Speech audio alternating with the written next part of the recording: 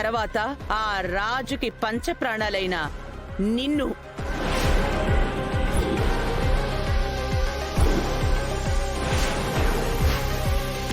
లేపేస్తాం.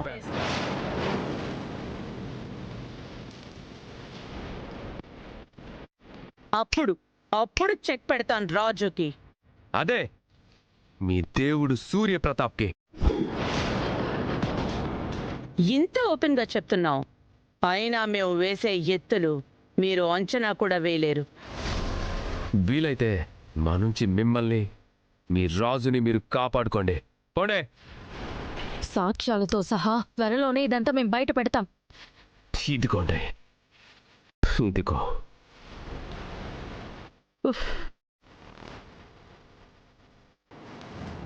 వెళ్ళండి.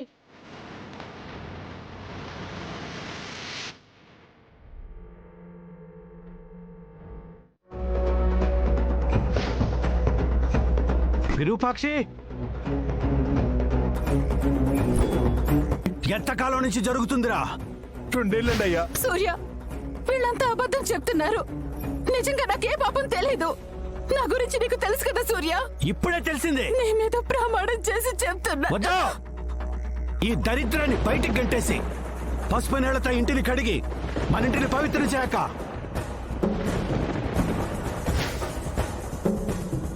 ఆ తర్వాత నన్ను సొంతం చేసుకుంటే ఆస్తి వాళ్ళ సొంతం అవుతుందని, ఎలా అయినా నన్ను పెళ్లి చేసుకోవాలని శతవిధాలా ప్రయత్నించి విఫలమయ్యారు.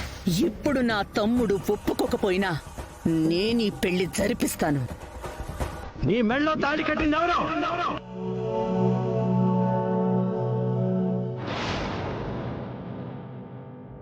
జీవితంలో ఇక నీ మొహం నేను చూడదలుచుకోలేదు.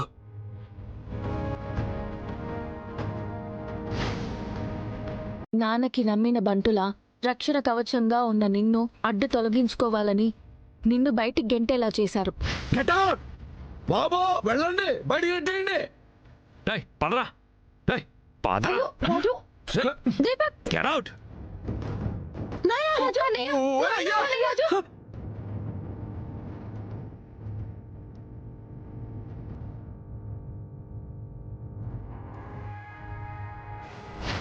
నిన్ను నన్ను విడదీశారు. నాన్నని చంపడానికి వాళ్ళకెదురైన ప్రతి అవకాశాన్ని వాడుకున్నారు రాజు. నువ్వు తమ్ముడి మీద మోపిన నిందని అందరూ నమ్మే ఆయుధం నా దగ్గరుంది. సూర్యప్రతాప్ గారు నా మీద అత్యాచారం చేయబోయారు. నాన్న, పెద్దయ్య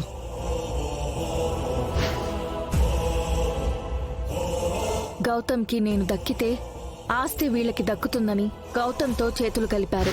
చూడు గౌతమ్, మన మధ్య జరిగినవన్నీ పక్కన పెడదాం.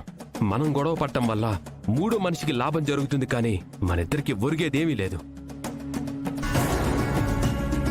అక్కడ చేతులు కాలాక నిన్ను నన్ను దూరం చేసి నాన్నని మానసికంగా చంపడానికి ఆ శ్వేతతో చేతులు కలిపారు.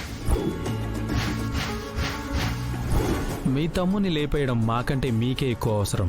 ఆలోచించుకోండి. అక్కడ వాళ్ళ చేతివాటం పని చేయకపోయేసరికి వీళ్ళు మనుషుల్ని చంపగలరేమో కానీ ట్రస్ట్ని ఏం చేయలేరు కదా రాజు. ఇలా గనక చేయగలిగితే మన తర్వాత మన ఆస్తులన్నీ ట్రస్ట్కి చేరుతాయి, అంతేకాని ఇంకెవ్వరికీ చెందవు. అప్పుడు అత్తయ్య దీపక్లకి కూడా చెందవు కదా రాజు. మనం ఉన్నంతకాలం మాత్రమే వాళ్ళకి ఆశ్రయం ఉంటుంది. ఆ తర్వాత వాళ్ళు రోడ్డున పడాల్సిందే కదా రాజు. ఇలా చేస్తే విజయాంబిక దీపకులకు పెద్దయ్య గారిని చంపడం కంటే కాపాడుకోవడమే పని అవుతుంది. ఎగ్జాక్ట్లీ రాజు. అమ్మాయి గారు, మీరు మంచి నిర్ణయం తీసుకున్నారు. కాకపోతే మీ నిర్ణయాన్ని పెద్దయ్య గారు చిన్నయ్య గారు సమర్థిస్తారా? రాజు, నన్ను ప్రేమించిన రాజే నా నిర్ణయాన్ని సమర్థించినప్పుడు మా నాన్న బాబాయ్లు సమర్థించరా రాజు? సమర్థిస్తారని అనుకుంటున్నాను. రేపు ఉదయాన్నే నా నిర్ణయాన్ని నాన్నతో చెప్తాను. అలాగే అమ్మాయి గారు. చదరంగంలో వాళ్ళు వేసే ఎత్తులకు చెక్ పెడితే చాలు అనుకున్నాను, కానీ మీరు అసలు చదరంగమే ఆడకుండా చేస్తున్నారు. మీరు సూపర్ అమ్మాయి గారు.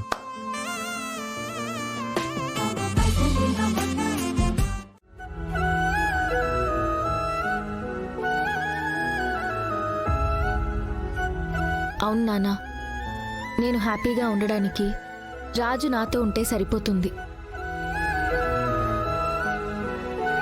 నాకున్న దోషాలు గండాలు తప్పుతున్నాయంటే అది ఆ దేవుడి దయవల్లే అనిపించింది నాన్న.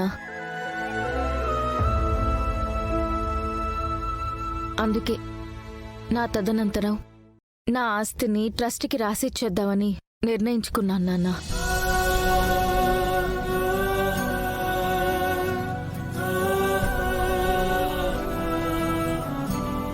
రూపా,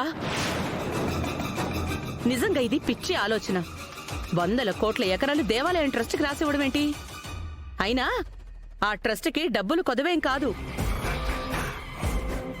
పోనీ అంతగా కావాలి అనుకుంటే ఎవరైనా పేదవాళ్ళకి ఇవ్వు, కనీసం వాళ్ళు బాగుపడతారు కదా.